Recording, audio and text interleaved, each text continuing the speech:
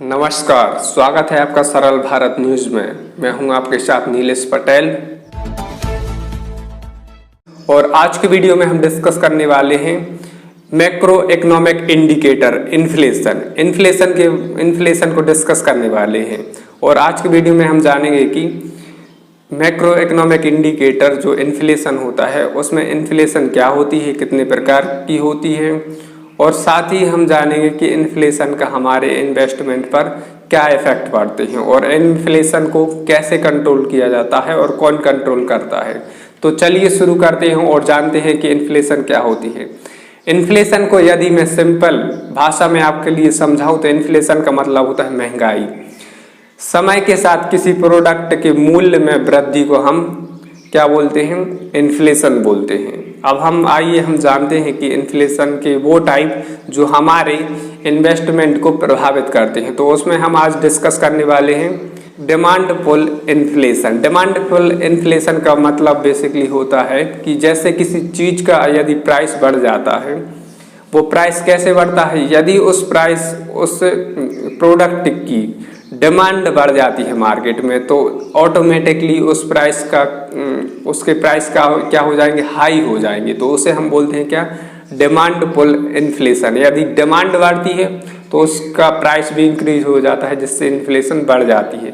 और दूसरे टाइप के इन्फ्लेशन हम जो डिस्कस कर रहे हैं वह है cost pull inflation. Cost pull inflation basically वो होती है कि जैसे यदि किसी प्रोडक्ट को बनाने में उसकी कॉस्ट इंक्रीज हो जाती है। कॉस्ट कैसे इंक्रीज होगी?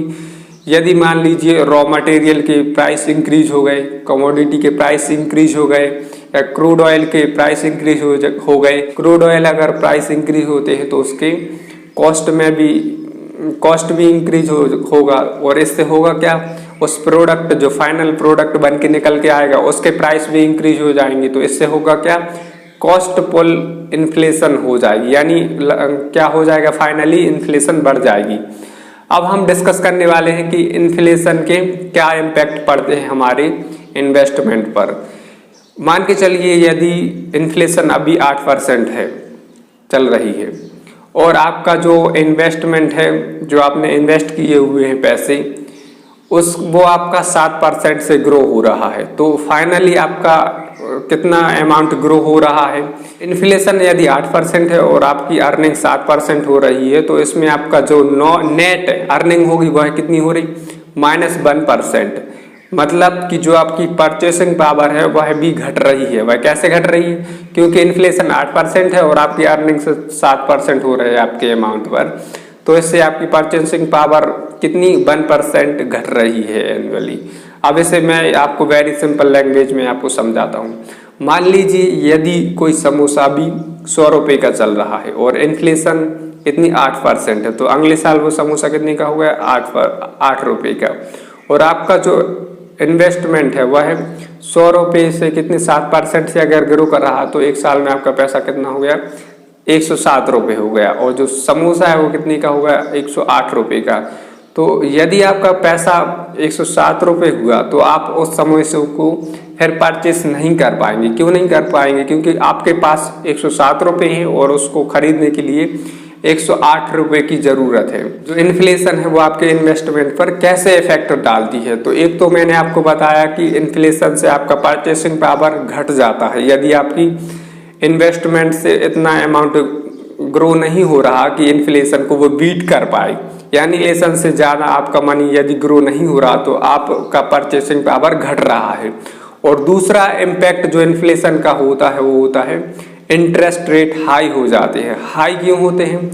क्योंकि जो RBI है, सेंट्रल बैंक है, अभी हम इंडिया की बात करें तो सेंट्रल बैंक का टारगेट रहता है इंडिया में इन्फ्लेशन को 4% के आसपास रखना, यानी 4 ± 2, यानी जो मैक्सिमम इन्फ्लेशन इंडिया में होनी चाहिए वह 6% के आसपास और मिनिमम 2% के आसपास। इतने के बीच में इंडिया में इन्फ्लेशन को रखने का प्रयास किया जाता है RBI के द्वारा।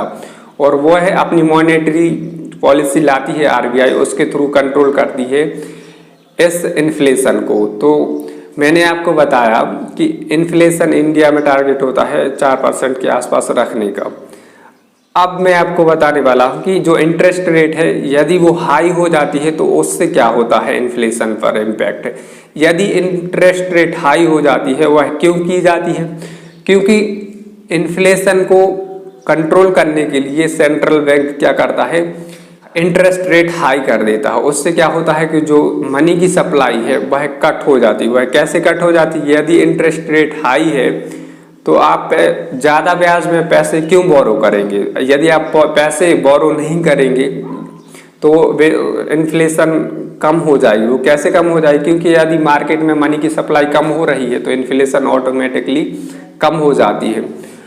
अब मैं आपको इन्फ्लेशन के कुछ पॉजिटिव इम्पैक्ट भी बताते हैं। यदि इन्फ्लेशन मॉडरेट है, यानी इन्फ्लेशन इतनी ग्रो कर रही है कि उससे जो हाइपर इन्फ्लेशन है उस तरफ की ना बढ़े, लेकिन इन्फ्लेशन इतनी है कि वह मोटिवेट करे वायर को। यदि आप कंज्यूमर है और आपको मोटिवेट करे इन्फ्लेशन, अगर माइल्ड इन्फ्लेशन है तो आपको वो मोटिवेट करती है कि आप परचेस कीजिए मार्केट में प्रोडक्ट को। ऐसा क्यों करते हैं आप, क्योंकि आप सोचते हैं कि आगे चल के प्राइस और हाई हो सकते हैं, इसलिए प्रोडक्ट आप परचेस करने लगते हैं।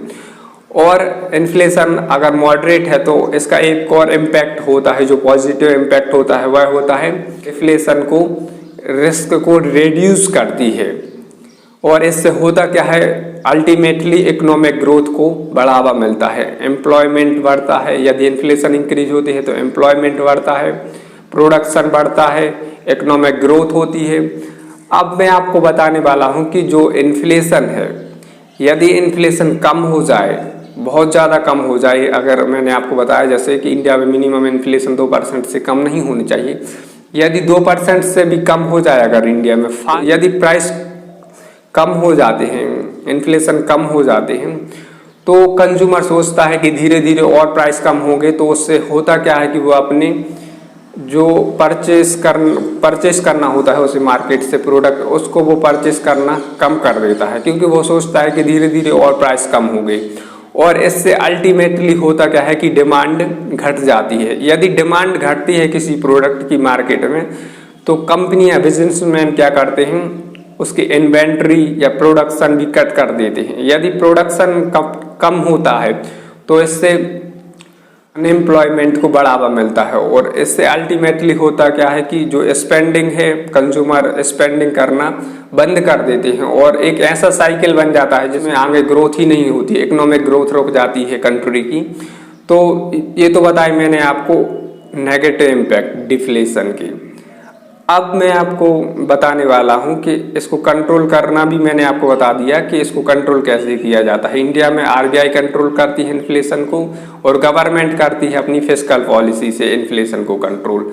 अब बात करते हैं कि ग्लोबल लेवल पर इन्फ्लेशन को कितने का टारगेट रखा जाता है। तो ग्लोबल लेवल पर अगर हम बात करें तो अमेरिका का सेंट्रल बैंक है फेड रिजर्व बैंक, उसका टारगेट रहता है कि इन्फ्लेशन को 2% के आसपास रखा जाए, ना 2% से ऊपर जाने पाए ना 2% से नीचे जाने पाए। तो फेड ही क्यों करता है, क्योंकि जो मैक्सिमम वेल्थ है, जो इकोनॉमिक पावर है, अगर वर्ल्ड में बात करी जाए तो वो है किसके पास, अमेरिका का।